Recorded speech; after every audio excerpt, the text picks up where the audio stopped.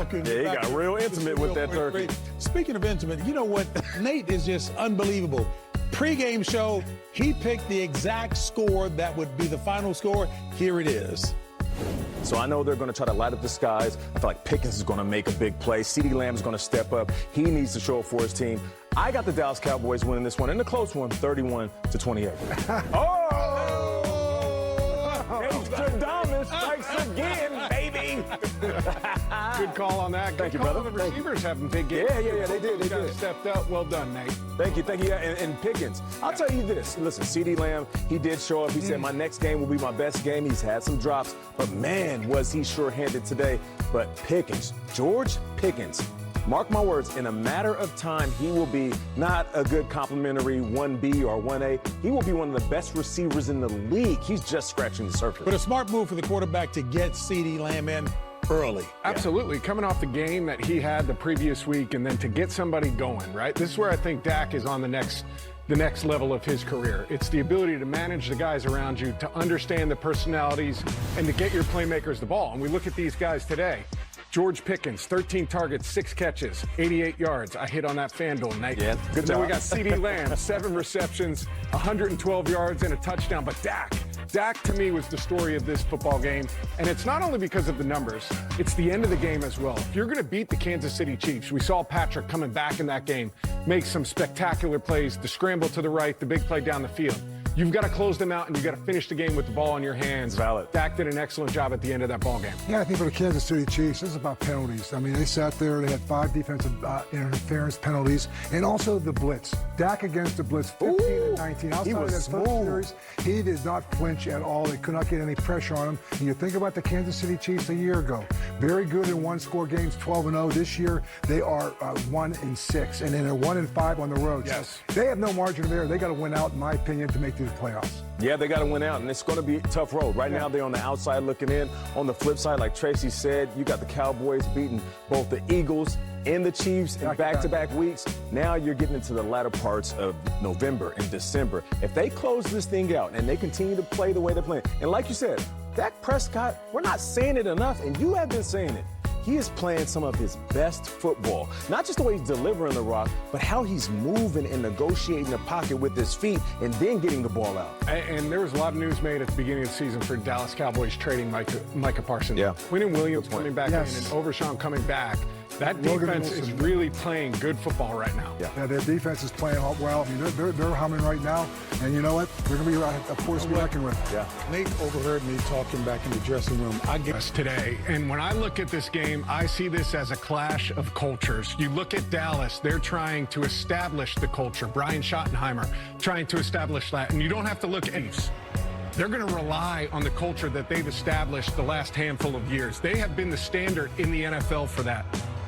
Last week, that was on display. A really gutty comeback win versus the Colts. So today, on one of the great days in our American culture, we're going to see if the emerging Dallas Cowboys, Brian Schottenheimer culture or the Kansas City Chiefs established culture is going to come out on top. Yeah, this game is all about the stars, and the 2 brightest are the quarterbacks. Patrick Mahomes, I'm playing in his first NFL Thanksgiving game. You know he's ready to show up and show out. And on the other side, Dak Prescott. I mean, this guy at home throughout his career putting up 30 points a game on offense. But big picture, though, this is about the win. I mean, one win, and you are back in the thick of it. You lose, another loss, then you're on the outside looking in. People at home, you might have a fork in your hand, but for these 2 teams, this is a fork in the road.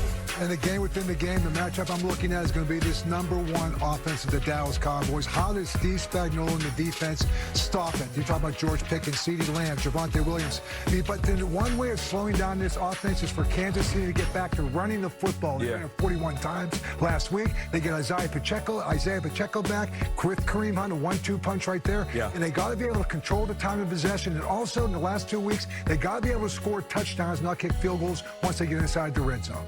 Nothing wrong with running the ball, Bill. You said it's a what, Bill? It's a mindset, Jim. A mindset. All right, we'll see if they do that. Hey, folks, earlier today, 2-time Emmy Award-winning Tracy Wolfson catching up with Cowboys quarterback Dak Prescott.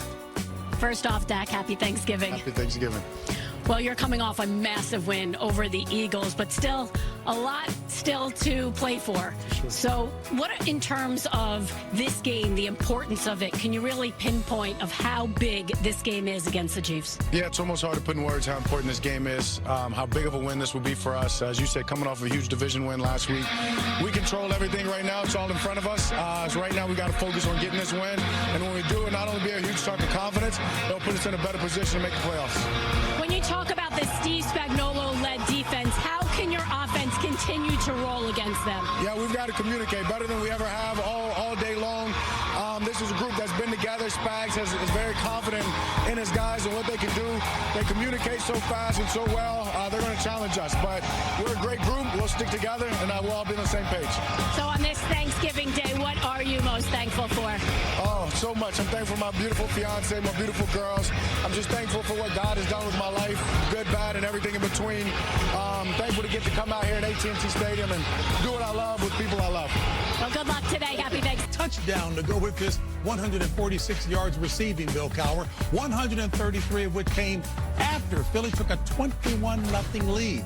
He is truly a special playmaker. Yeah, there's a couple of dynamic duels on each side of the ball. You mentioned George Pickens, 6'3". He is a matchup nightmare. Long stride, so he's gliding past defenders. But he's a bowling ball when he catches it, looking at the... And then CeeDee Lamb, he can run every route in the book. Now, he has had some drops. This is not the game where you want to let an easy catch hit the grass. On the other side, Rashee Rice, big body frame, can go across the middle, hit the seams, but also can box out those smaller DBs and catch the ball.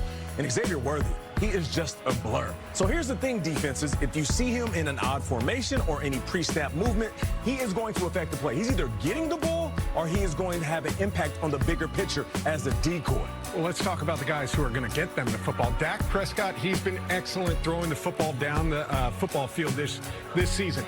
On passes 30 yards down the field, he's top 3 in the league in terms of completion percentage at 44%. On the other side, though, Patrick Mahomes, we rarely say he's average, but he's exactly that on balls 30 yards down the field. Yeah. Completing 30%. The league average is 29. Coach, you talked about them not being able to score touchdowns. I think Kansas City has been taking shots. They just have not been hitting those shots down the field. Sometimes you got to score with those big plays. No question about it. And trying to stop those big plays is this guy right here, Quinnen Williams. You're talking about a defender who's a playmaker. He now is going to end up going over Kansas City's right guard. Trey Smith is out. So look for him to be a little disruptive in the middle of the pocket. And on the other side, Chris Jones. Dallas is left offensive tackle. Tyler Guyton is out. That matchup along with George Karlaftis. So, again, those defensive guys up front trying to... Creative for us. And I caught that spitting line after the P-No. Joe, I was creative. Irrelevant. That wasn't a part of the cookie segment, though, Nate? No, it definitely wasn't.